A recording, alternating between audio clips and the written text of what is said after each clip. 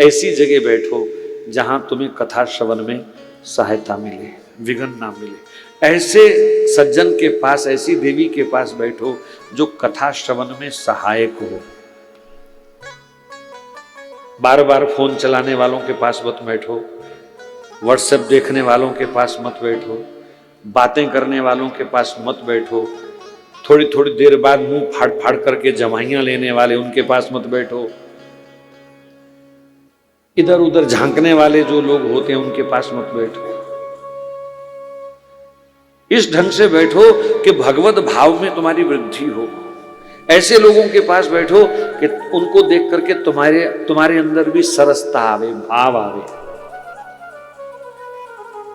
जैसे एक आदमी अगर जम्भाई ले रहा है तुम्हारे पास तो तुम्हें भी आ जाएगी ना, होता है ना ऐसा।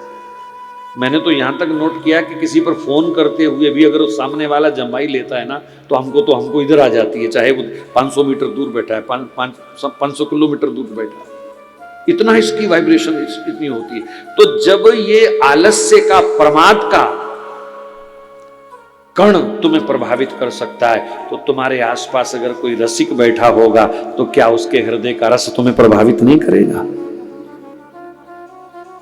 ऐसी जगह बैठो जहां से उठना ना पड़े, ऐसी जगह बैठो जहां एक एक शब्द आपको स्पष्ट सुनाई दे। बस यही कुछ नियम है। फिर देखो जीवन में कैसी क्रांति आती है, कैसा आनंद आता है। अंतिम बात कहकर के आज का कथा प्रसंग प्रारंभ करूंगा। ये पूरी भक्तमाला आप पढ़ लीजिए, पूरी भागवत पढ़ लीजिए। मुझे एक कोई ऐसा महापुरुष बता दीजिए जो भगवान की कथा श्रवण किए बिना भगवान तक पहुंचा हो। किसी भी युग का, सतयुग, त्रेता, द्वापर, कलयुग, किसी भी युग का कोई एक महात्मा, एक महापुरुष हमको ऐसा बता दीजिए जो भगवान की कथा श्रवण किए बिना सीधा भगवान से किसी और साधन से पहुंच गया।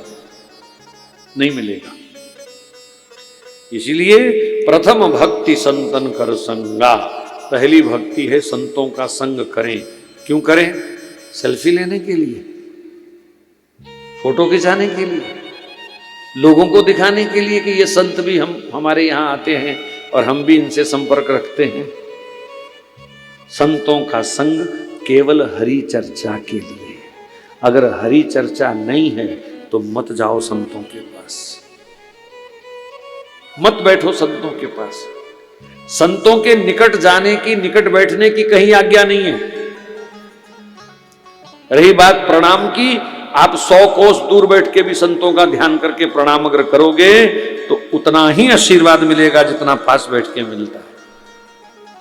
तो फिर संतों के निकट जाने की क्या जरूरत है? सिर्फ हरि चर्चा के लिए, सिर्फ सत्संग के लिए, सिर्फ सदविचारों को प्राप्त करने के लिए।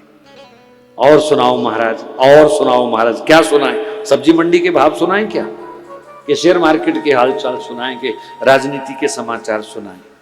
कभी भी ऐसी चर्चा संतों के सामने नहीं। केवल हरि चर्चा, हरि चिंतन, वही बात, वही चर्चा जिससे भगवत भाव की वृद्धि हो, आस्तिक भाव की वृद्धि हो, प्रेम भाव की वृद्धि हो, भगवान से जुड़ने के लिए मन आतुर हो। इस उद्देश्य को लेकर के संतों के पास बैठो। ठीक है, कोई 1, 2, 4%, 5% कोई दुनियावी चर्चा होती है तो कोई बुरी बात नहीं। दुनियावी भी उतनी जितनी मर्यादा का है, नहीं तो सिर्फ हरि चर्चा के लिए सत्संग। प्रथम भक्ति संतन कर संगा। और नवदा भक्ति के भागवत जी के प्रकरण में भी श्रवणम ही सबसे पहली भक्ति बताई गई है। ये नींव है जिस पर अध्यात्म की बिल्डिंग खड़ी होती है। और आप जानते हैं अगर बिल्डिंग ऊंची खड़ी करनी है, बड़ी खड़ी करनी है तो नींव मजबूत होनी चाहिए। ऐसे ही अध्यात्म के, प्रेम के, रस के शिखरों को अगर आप ऊंचाइयों तक छूना चाहते हो तो ये श्रवण भक्ति की नींव खूब मजबूत होनी चाहिए। खूब सुनो भगवान के भक्तों की कथा, भगवान की कथा खूब सुनो, खूब सुनो। सुनते सुनते भगवान नाम से प्रेम पैदा कर देगी भगवान की कथा। और जब हृदय में प्रेम का रस बढ़ने लगेगा तो विकार अपने आप हृदय से बाहर जाने लगेंगे। मैं चैलेंज देके कहता हूं, बड़े से बड़ा कोई पहलवान पाप से नहीं लड़ पाएगा। बड़े से बड़ा पहलवान अपने अंदर छुपी हुई बुराई से नहीं लड़ पाएगा। केवल आस्तिक भाव, केवल सत्संग का ही एक ऐसा प्रभाव है जो तुम्हारे भीतर बैठे बड़े से बड़े पाप को निकाल के दूर फेंक सकता है।